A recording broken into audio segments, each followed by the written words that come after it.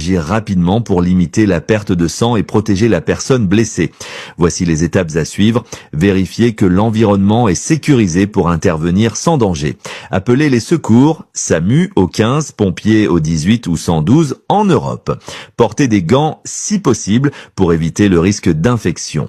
Si vous n'avez pas de gants, utilisez un tissu propre pour vous protéger. Appliquez une pression directe sur la plaie avec un linge propre, une compresse ou à défaut un vêtement propre. Si l'objet responsable de la blessure est toujours en place, par exemple un clou, ne le retirez pas et appliquez une pression autour. Installez la victime en position allongée pour limiter les effets de la perte de sang. Si possible, surélevez légèrement la zone blessée, sauf en cas de fracture. Si le saignement persiste malgré la compression, ajoutez une nouvelle couche de tissu propre sans retirer celle déjà en place. Une fois le saignement ralenti, si possible, fixez le tissu ou la compresse avec un bandage serré, mais pas au point de couper la circulation sanguine. Restez attentif aux signes de choc, pâleur, sueur froide, respiration rapide, perte de conscience. Réconfortez la personne et évitez qu'elle bouge trop.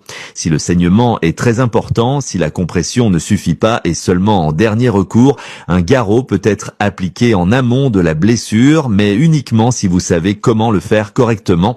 Notez l'heure de pause et relâchez-le uniquement sous supervision médicale. Attendre les secours, continuez à surveiller la victime jusqu'à leur arrivée et suivez leurs instructions si vous êtes en contact avec eux par téléphone. Face à une hémorragie externe, il est crucial